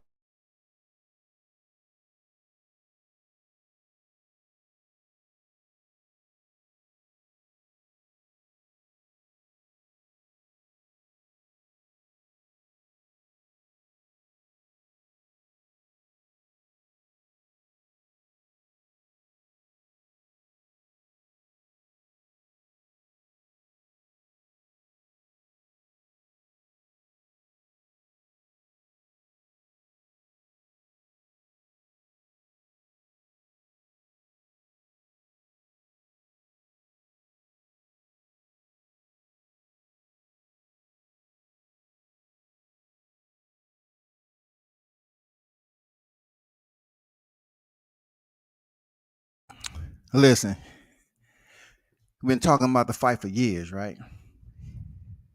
They hyping up this October date, but they're not gonna be able to attend because it's too close to Christmas and Thanksgiving.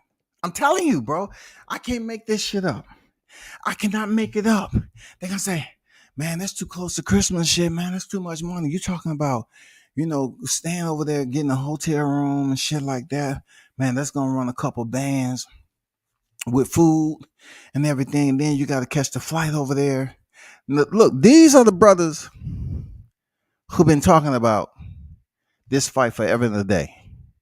So if the fight is announced, let's just give or take, let's give them credence. Let's say it's announced and it's in October, November. Lord knows if it's in November.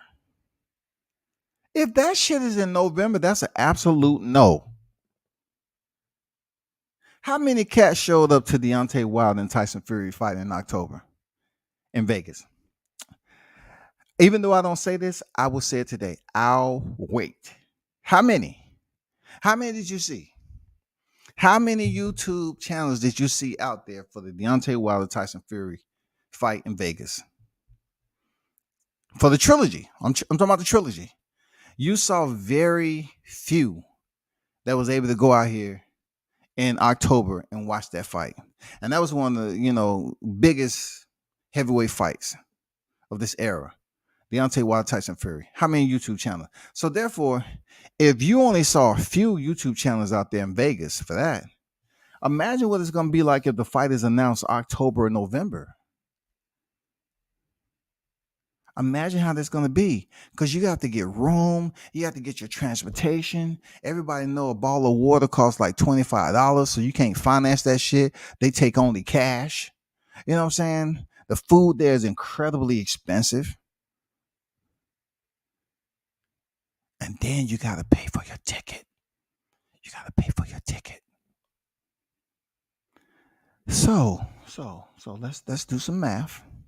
Let's do some math, people. Let's do some math, because I've been there before. All right. I've been in that situation before. So let's do some math. All right. Let me tell you how these individuals who's talking about the fight so much but ain't gonna be at the fight. Let's do some math. Let's just say you arrive Friday. So you got to pay for 2 nights. Okay. On fight weekend. Let's just give or take. Let's just say you're not staying in the MGM. So let's just put that at for 2 nights, checking out on Sunday. Let's put it at $550. I'm gonna be nice, 550. And then factor in the concessions that you're gonna need. Uh, for 2 days, especially if you by yourself, you're still gonna eat, but you got your fam there, somebody. Let's just say you're gonna spend about 160, unless you eating bread, PB and J's. You know what I'm saying? No, I'll take that back. I'll be nice. Let me take that back. We got some cheap dudes, and they're not gonna get enough super chats before they go. So let's put $100 even. You know what I'm saying? They might bring some ramen noodles with them. All right. So 550 for room and board, 100 for food. And then you talk about the plane trip over there. The plane trip over to Vegas, let's just say it's going about 480. Right? I'm giving all this shit on the low end. So you got the room and board, you got food, and you got the 480 for the trip. Then you got to get your ticket. So look, I gotta really be thorough on this. Like the ticket that you're gonna get, are you gonna get the nosebleeds? Are you gonna get somewhere where people can see you supporting the fight? So let's just say your ticket, you get somewhere close to the floor or in the middle. Let's just say that's about 380, 400. You know what I'm saying? 400. I'm talking about a single. I'm just talking about a single. Those of you that might be single. All right. That still comes out. I gave you everything on the low end. That still comes up to $1,530. I gave you on the low end, dog. I gave you on the low end of some of this shit. The low end. That's $1,530. And you're coming close to the holidays. That's $1,530 you got to worry about rolling up on the holidays to come back. And then, you got to get presents. You got to be able to go where you're going to go during the holidays. You got to be able to have that money aside. Now, let me ask you this. How many do you think off this YouTube shit, the way it takes 30% off the top, tax that, and then the super chats and shit, you know what I'm saying? Hey, who's going to have that recovery? Who's going to be able to recover from that during the holidays? That's tough. 1530, that's tough, man. That's on the low end. That's tough. Real talk. That's tough. I'm not gonna lie. That's real tough. I just gave you that breakdown for everybody who's planning on, who's planning on going over to Vegas, because Vegas is not a cheap trip. It's not, man. The water cost, food cost, tickets cost, flights cost, room and board cost. Everything costs, man. Everything costs. And then you have to make sure you have the money to book it ahead of time. Like you already know what's going on over there, the people that's going to be over there. You know what I'm saying? Like it's a lot of shit that's going to be going on over there around the holidays. People go to Vegas during the holidays, man.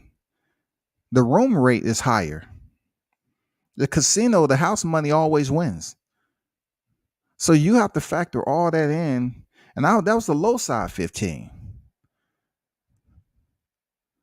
That was the low side. That's if you rolling over there by yourself. What do you want to take your girl? What do you want to take your girl? You need to double that. You have to get some expenses taken care of ahead of time. The hair has to be done. Outfits for 2 days have to be completed. The receipt and bag. The receipt and bag, okay? Then you have to get a room. And you remember what I put for the food? 100. You might well just double that shit and a half, 250. You know what I'm saying? Because you're going to want to take your girl out somewhere nice. You know what I'm saying? I don't think, there's not too many girls out there, Starbucks girls. They just want to go to Starbucks and get a sandwich. Give me a cappuccino and a motherfucking sandwich. No. So you're going to double that. And then you got to get 2 tickets, bro. So you double the 480 or whatever. You double the tickets, 5, whatever, 400 or something. You double that, that's gonna be like 800 for you and her. The numbers are gonna go, rise quickly. So I'm just telling you, man, it's not gonna be a lot of people off this YouTube that's attending the fight. I promise you that. Unless people they decide to get like one room and they all go in there and pitch in together.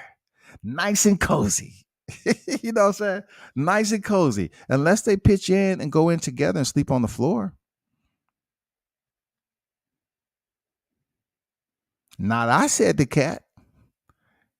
But I'm just saying they may be able to go over there and get 6 or 7 to a room. You know what I'm saying? And they agree to sleep on the floor just because they're in the proximity. They there. They at the fight. Hang the clothes up. They all hang up together. You know what I'm saying? Go down there, have some drinks, eat, chill. You know what I'm saying? Fellowship. If they can do it like that, then they'll be able to afford a room. But still, you can't sit up here and share a seat on the airplane. You know what I'm saying? You can't share a seat. And also when it comes down to getting chow, you got to get your own food, man. Unless somebody's gonna take care of you. And then you can't share a ticket. So the only advantage you're gonna have is being in a room crowded, funky, you know what I'm saying, musty, all that air. You know what I'm saying? Y'all gonna be in the room together, sharing the ticket. Good luck with that, bro. I want y'all to be on deck, man, for that knockout. For real. I want y'all to be on deck. WCS, you know how it is, man. Hey, I appreciate y'all for pulling up. Lee said they were using Sean to be Errol's bodyguard. And after he got put on his pockets, he was washed up. Well, they said it like this, Lee, not to go back and retread. They said that his pops, they always mention how his dad, he said his dad has been around Sean forever. So if he felt that he wasn't putting out in training, but this is the way I say it. If he wasn't putting out in training, he never should have showed up to the fight. And also, why are you listening to the replay people that keep putting up false narratives? Listen to what the commentators were saying. They were praising Sean Porter for his performance against Terrence Crawford that night. They were saying, hey, Terrence Crawford's behind on the fight. Man, Sean Porter is looking good. Man, we didn't expect this. Bud is behind on the fight. All this was going on. And then when he stopped them, it all went away. They all focused on Kenny Porter saying that he didn't look good in practice and training. That's how he knew he was going to lose the fight. Well, goddamn it, you should have gave up that $4 million plus payday then, because ain't nobody like me. I'm not buying that cap. You shouldn't have showed up and cashed in the check, bro. He retired Sean Porter. He knocked him down twice. Man. And he's at the Porter Way Podcast. You can find him at the Porter Way Podcast. Coming to a theater near you, a podcast. Porter Way Podcast. Go check out Sean Porter. Terrence Crawford retired him. He don't get no credit for it. None whatsoever. But, on WCS Avenue, I give him credit because he went in there and fought a magnificent fight. And I'm going to leave y'all with this. He fought a magnificent fight, right? And someone fucked up and told Bud Crawford that you're behind on the fight. And when Bud Crawford said how, H-O-W, he said how. He said how. Look, he didn't even use any unnecessary oxygen. He said H-O-W, and then he said okay. How? Okay. And then destruction happened. I'm serious, man. But hey, y'all hold it down. Tell them to tune in to World Combat Sports, man. Appreciate y'all for pulling up as always. Hey, big salute to the Queens. Appreciate the fellas in the building. Everybody dropping their knowledge and interacting with the channel. Look, I truly appreciate that shit. Thanks for dropping that knowledge. I'm out.